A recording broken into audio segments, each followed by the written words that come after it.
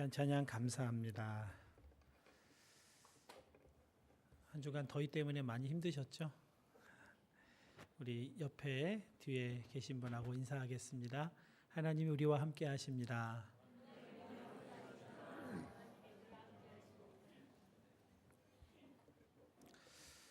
벌써 상반기 마지막 주일입니다.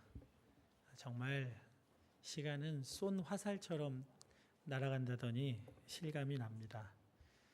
그러나 오늘 여기까지 우리 하나님이 인도해 주셨습니다. 에베네셀 하나님, 그분에게 감사하며 예배하는 오늘 예배가 되길 원합니다. 주보에 맥추절 감사 주일 헌금 봉투를 넣어드렸습니다.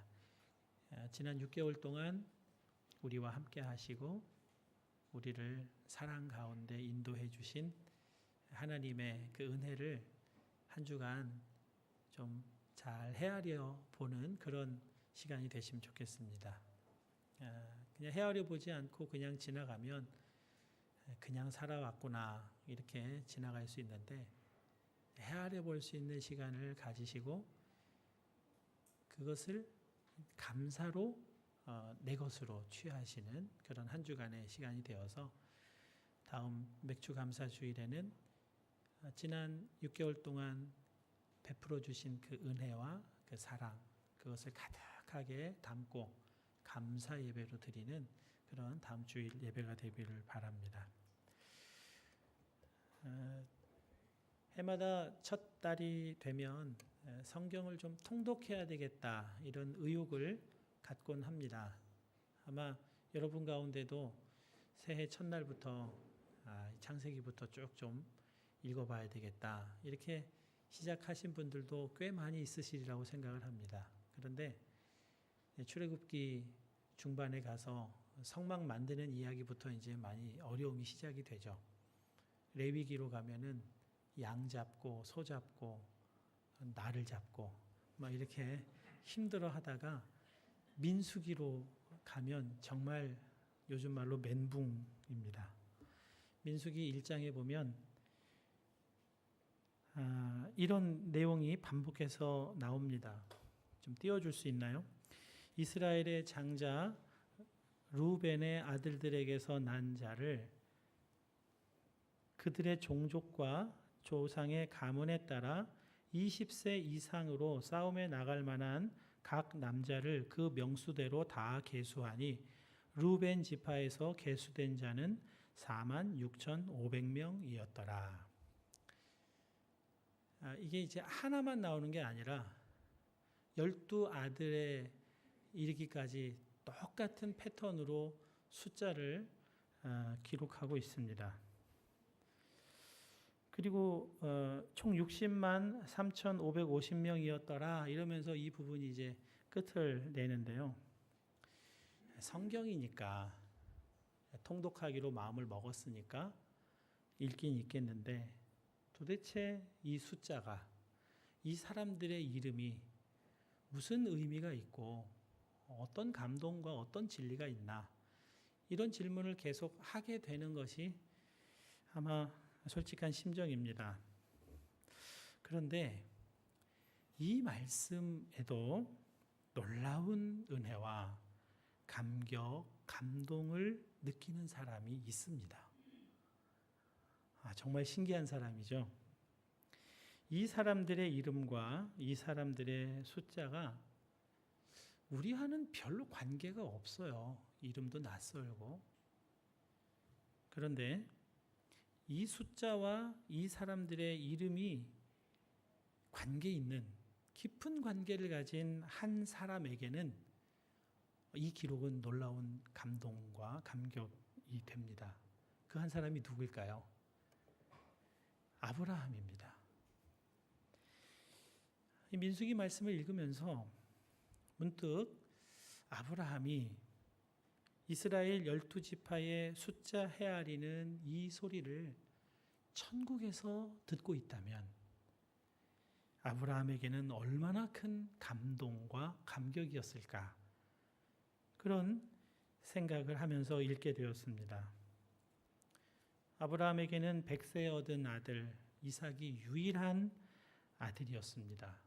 그리고 그 아들을 키우는 아브라함의 주변 환경은 뭐 국가도 없고 군대도 없고 경찰도 없는, 그러나 주변 부족들은 매우 사납기 이를 데 없는 그런 환경에서 하나밖에 없는 아들을 키워야 하는데요. 이 아들이 정말 살아남을 수가 있을까 싶을 정도의 상황에서 사는 아브라함에게 하나님이 하신 약속이 있습니다. 창세기 12장 2절입니다. 내가 너로 큰 민족을 이루고 내게 복을 주어 내 이름을 창대하게 하리니 너는 복이 될지라. 15장 5절입니다. 그를 이끌고 밖으로 나가 이르시되 하늘을 우러러 뭇별을 셀 수 있나 보라. 또 그에게 이르시되 내 자손이 이와 같으리라. 아브라함이 여호와를 믿으니 여호와께서 이를 그의 의로 여기시고. 잘 아시겠지만 12장과 15장은 아직 이삭이 태어나지도 않은 때입니다. 아브라함은 고령이었고 생산 능력이 과연 남아 있을까 의심이 되는 때 하나님이 이 말씀을 하시고 아브라함은 놀랍게도 이 하나님의 말씀을 믿었어요. 하나님을 믿었다는 겁니다. 그것을 하나님은 의로 여겨 주셨습니다. 그리고 이것이 신약에서 구원의 길을 이야기할 때 빼놓지 않고 기록하고 있는 하나님의 의라고 신약에서는 말씀을 합니다. 본문 18절입니다. 만일 그 유업이 율법에서 난 것이면 약속에서 난 것이 아니리라. 그러나 하나님이 약속으로 말미암아 아브라함에게 주신 것이라. 그러니까 아브라함 때는 아직 율법이라는 이름도 없을 때입니다. 그때 하나님이 주신 이 약속을 믿음으로 취한 아브라함의 자손이 민수기에 이렇게 엄청나게 기록되고 있는 겁니다. 정말 내 자손을 하늘의 뭇별과 같이 하리라 하신 이 약속은 그의 상황이나 환경이나 그 조건에 달려있지 않았다는 것, 그것을 이 민수기 기록을 통해서 확인하게 되고, 천국에서 아브라함이 이 기록을 들었다면 하나님 약속은 진짜 실제이군요. 약속은 헛된 게 아니라 반드시 이렇게 실현되는군요. 그러면서 하나님께 감사하고 감격해하고 놀라워할 기록의 말씀이라는 겁니다. 또한 아브라함은 이 민수기에 나와 있는 그 엄청난 사람의 이름과 숫자가 바로 그 자신이 살고 있는 그때에 이루어진 일처럼 그렇게 살았다는 거예요.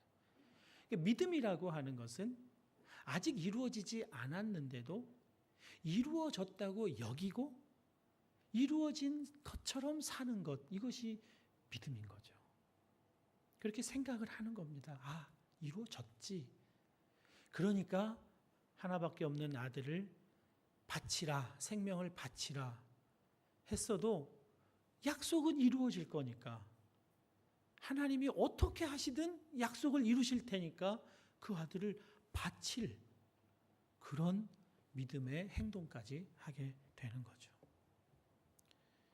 이 믿음을 하나님이 의로 여기셨다, 그렇게 말합니다. 율법을 지켜서 의롭게 여겨진 것이 아니라 그냥 하나님 하신 말씀을 믿었는데 그걸 의로 여기셨다는 겁니다. 여기서 말하는 의가 무엇인지를 우리가 바르게 알아야 합니다. 성경이 말씀하는 의는 세상이 말하는 정의와 같지 않습니다. 세상이 말하는 정의는 세상의 가치관에 합당하면 정의라고 합니다. 성경의 의는 하나님과의 바른 관계, 그것을 의미합니다. 하나님과 관계가 바르게 되어 있으면 의롭다는 거예요. 왜 아브라함을 의롭다고 했어요? 하나님 말씀을 믿으니까, 하나님을 믿으니까, 믿음의 관계가 바르게 되어 있으니까 의롭다, 이렇게 하시는 겁니다. 그러면 하나님과 바른 관계에 있지 않은 것은 불의입니다. 그러니까 세상이 말하는 의와 성경이 말하는 의는 이렇게 많이 다릅니다. 성경이 말하는 의는 도덕적인 수준이나 윤리적인 수준이 높아서 의롭다고 부른다고 하지 않아요. 하나님과 관계없이 도덕적인 수준, 윤리적인 수준, 자기의 교양과 인품으로 의롭다 여김을 받으려는 것, 그것을 성경은 자기의라고 따로 지칭하는 말을 사용합니다. 자기의를 추구하는 사람이 율법도 지켜야 된다는 주장을 한다는 겁니다. 그러나 갈라디아서에서 이 사도 바울은 율법을 지켜서 의롭게 되려고 하는 이 모든 시도들, 이것에 대해서 이렇게 말씀하고 있습니다. 갈라디아서 3장 10절입니다. 무릇 율법 행위에 속한 자들은 저주 아래에 있나니 기록된 바 누구든지 율법 책에 기록된 대로 모든 일을 항상 행하지 아니하는 자는 저주 아래에 있는 자라 하였습니다. 이게 바울이 한 말과 성경을 인용한 말이 섞여 있어가지고 조금 혼란스러울 수 있는데요. 율법 행위에 속한 자들이라고 하는 말은 율법을 지켜서 의롭게 되려고 하는 자들이라는 말입니다. 이런 사람들은 자신이 결심하고 결단하고 인격적인 향상을 이루면 의롭게 될 거라는 생각을 하는 사람들입니다. 어떻게 보면 참 좋은 사람이라고 생각이 되기도 하죠. 더 올바르게 되려고 하고 더 착하게 되려고 하겠다는 건데 그거 뭐 나쁘다고 할 수 있겠습니까? 그런데 사도 바울은 이런 사람들이 저주 가운데 있다, 그렇게 악평을 하고 있습니다. 그 이유는 성경을 사도 바울이 인용한 거기에 해답이 있습니다. 율법을 다 지켜야 되는데 항상 율법을 다 지키는 사람이 없기 때문에 그 율법을 지켜서 의롭게 되려고 하는 사람들은 율법과 함께 진노, 저주 가운데 있게 되는 것이다, 그렇게 말하고 있습니다. 율법을 지켜서 의롭게 되려고 하는 사람은 결국 자신을 율법의 저주 아래에 있게 만드는 사람이다. 이것이 좀 혼란스러울 수 있는데 여러분 조금 잘 들어보시기 바랍니다. 본문 11절 말씀입니다. 또 하나님 앞에서 아무도 율법으로 말미암아 의롭게 되지 못할 것이 분명하니 이는 의인은 믿음으로 말미암아 살리라 하였습니다. 그러니까 어느 누구도 율법을 항상 다 지켜서 의롭게 될 수 있는 사람은 없다는 것이 성경의 결론입니다. 이것은 바울도 직접 경험한 경험담입니다. 사도 바울은 당대 어떤 누구보다 율법에 정통한 사람, 이건 지식의 문제가 아니라 실제 율법을 다 지켰습니다. 철저하게 지켰습니다. 그렇기 때문에 율법을 무시하는 것처럼 보이는 스데반을 돌로 쳐서 죽이는 것은 합당한 일이라고 생각했습니다. 율법을 다 지켜야 된다고 생각했으니까요. 율법을 가볍게 여기는 스데반 같은 사람이 유대인들을 혼란스럽게 만들면 안 되니까 그런 사람은 돌로 쳐서 없애야 된다고 그렇게 믿었습니다. 그 이유는 자신은 율법을 다 지켰다고 생각하고 있었기 때문입니다. 그러나 그가 부활하신 예수님을 대면하게 됐을 때 낮의 해보다 더 밝은 빛 가운데 계시는 예수님을 만났을 때 자신은 율법을 하나도 지킨 자가 아니라는 것을 깨닫게 됩니다. 여러분, 바울은 간음한 적이 없습니다. 간음죄를 범하지 않았어요. 율법을 지켰습니다. 그러나 여인을 보고 음욕을 품은 적이 없다고 말할 수는 없어요. 바울도 그렇게 주장은 못합니다. 바울은 살인하지 않았습니다. 그러나 형제를 보고 버럭 화를 내고 바보라고 하고 미워하는 일까지 하지 않았다고 말할 수는 없어요. 그럼 마음에서 일어난 일이니까. 11조는 떼먹지 않았습니다. 일주일에 2번씩 금식도 다 했습니다. 그러나 하나님을 신뢰하고 하나님의 긍휼하심을 기대하고 하나님과 친밀한 관계 속에 있는 그 마음은 하나도 잊지 않았다는 것을, 자신에게는 그런 마음이 없었다는 것을 부인할 수가 없었습니다. 겉으로 보여지는 율법은 다 지켰는데 율법의 진정한 핵심이라고 하는 것들은 하나도 지키지 않았던 자기의 모습을 예수님 만나고 알게 된 겁니다.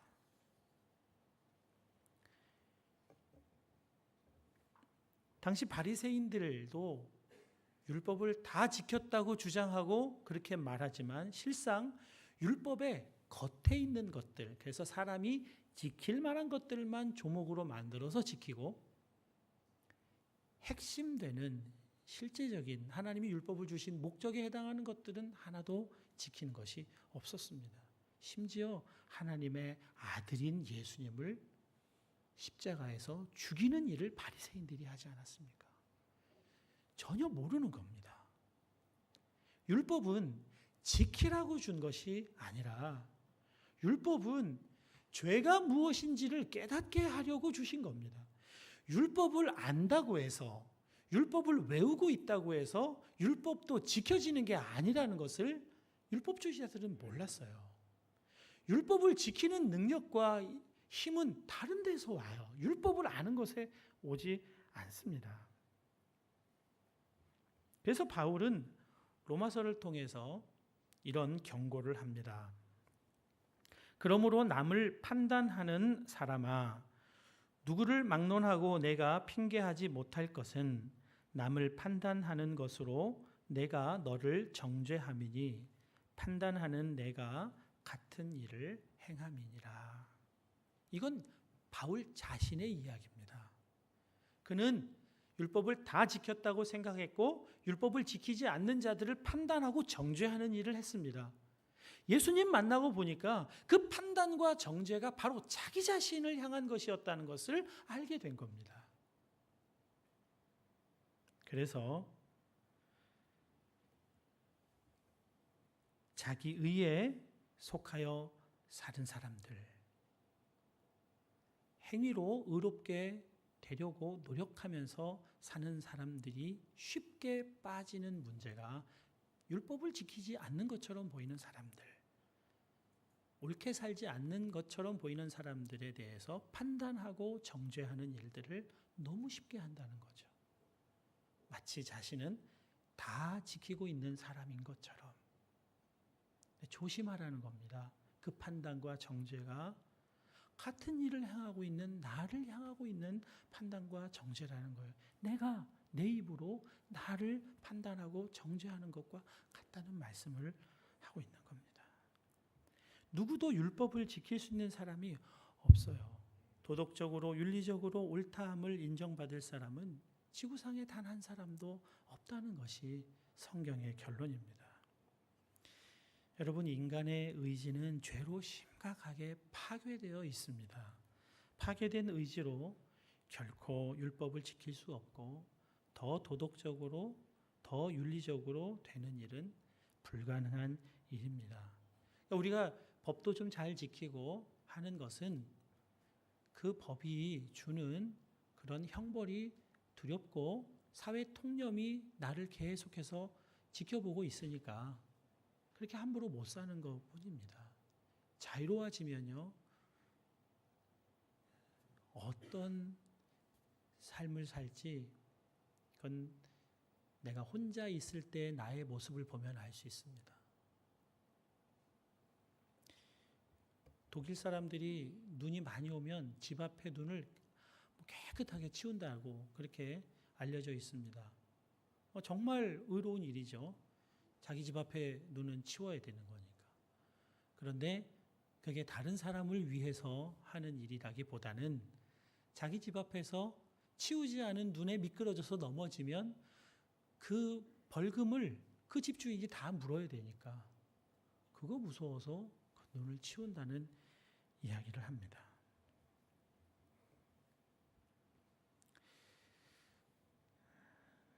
우리는 자기 의로 옳다함을 인정받을 수 있는 사람이 없다는 것, 이것을 분명하게 알고 있어야 합니다. 그렇다면 어떻게 그 의로운 삶을 살 수 있을까요?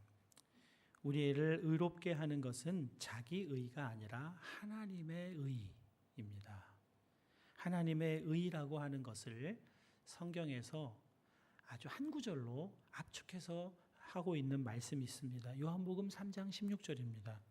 하나님이 세상을 이처럼 사랑하사 독생자를 주셨으니 이는 저를 믿는 자마다 멸망치 않고 영생을 얻게 하려 하심이라. 하나님의 의는 하나님이 사람이 되어 이 땅에 오셨다는 겁니다. 아들을 이 땅에 보내셨다는 거죠. 그리고 우리의 모든 죄를 그분이 다 짊어지게 하시고 그 죄를 십자가에서 죽으심으로 소멸시키셨다는 겁니다. 그리고 우리를 그 예수님 안에 들어가서 살게 하셨다는 거예요. 이게 하나님의 의예요. 예수님과 함께 십자가에 못 박혀 나의 옛 자아가 십자가에 못 박혀 죽음으로 처리가 되고 예수님과 함께 부활해서 새 생명으로 살게 되었다고 하는 것은 예수님 안에 들어가서 사는 삶이 이제는 이루어졌다. 그것을 말합니다. 이게 하나님의 의라고 해요. 왜요? 예수님 안에 들어간 그 사람을 하나님은 더 이상 그 사람의 죄로 판단하지 않고 그 사람의 흉악한 범죄로 그 사람을 보지 않고 그가 속해 있는 예수님처럼 하나님이 보시겠다고 하는 것이 하나님의 의라고 하는 겁니다. 이것을 잘 설명해 주고 나타내 주는 것이 탕자 이야기입니다. 탕자 이야기를 하기 전에 한 가지 예를 하나 들어서 말씀드리고자 합니다. 벅스라이프라고 하는 만화 영화가 있습니다. 이 벅스라이프라는 만화 영화에서 제게 인상 깊었던 장면이 하나 있는데 새에게 벌레들이 이렇게 공격당하는 장면입니다. 우리가 새 그러면은 귀엽고 사랑스럽잖아요. 근데 벅스라이프에서의 새는요 무시무시한 존재입니다. 두려운 존재예요. 그 부리에 한번 쪼이면 그냥 벌레들은 생명을 잃으니까 그 새가 벌레를 쪼아 먹기 위해서 벌레들을 막 쫓아갑니다. 여러 벌레들이 있었는데 그 벌레들이 도망가다가 땅 틈이 있는데 그 틈새로 쏙 들어갑니다. 그러니까 새가 더 이상 벌레를 찾지 못해요. 새는 벌레를 못 보고 땅 틈 속에 들어간 벌레들은 마치 땅처럼 보이는 겁니다. 예수님에게 속해 있는 우리들을 하나님이 그렇게 보신다는 거예요. 예수님처럼 보신다는 거예요. 그렇게 사랑스럽게, 그렇게 귀하게, 그렇게 보시기로 하셨다는 거. 이게 하나님의 의입니다. 예수님께 들어가 있는 사람, 포도나무 비유로 보면 줄기에 붙어 있는 가지, 그것은 마귀가 함부로 할 수도 없어요. 예수님을 보니까 우리를 보는 게 아니라 늘 연약해서 죄짓고 범죄하는 그런 우리를 보는 게 아니라 우리가 예수님께 쏙 들어가 있으면 마귀는 예수님을 보니까 우리를 함부로 하질 못해요. 우리를 두려워하죠. 이것이 하나님의 의라는 겁니다. 그래서 예수님이 내 안에 거하라. 내 안에 거하라. 그렇게 말씀하시는 겁니다. 포도나무 줄기에 가지가 붙어 있듯이 붙어 있으라. 우리가 노력해야 될 것은 바로 이것입니다. 의로운 행위를 하기 위해서, 선행을 하기 위해서 노력할 것이 아니라 예수님께 붙어 있기 위해서 노력하는 것이고, 예수님 안에 거하기 위해서 노력해야 되는 일이 우리의 모든 것을 다 바쳐 노력해야 될 일인 거죠. 그건 여러분이 스스로 아시죠? 내가 하나님께 속해 있나? 예수님 안에 속해서 살고 있나? 아니면 그냥 내 생각대로 내 마음대로 살고 있나? 그건 여러분이 가장 잘 아실 겁니다. 탕자의 비유에서 탕자가 아버지 집을 떠납니다.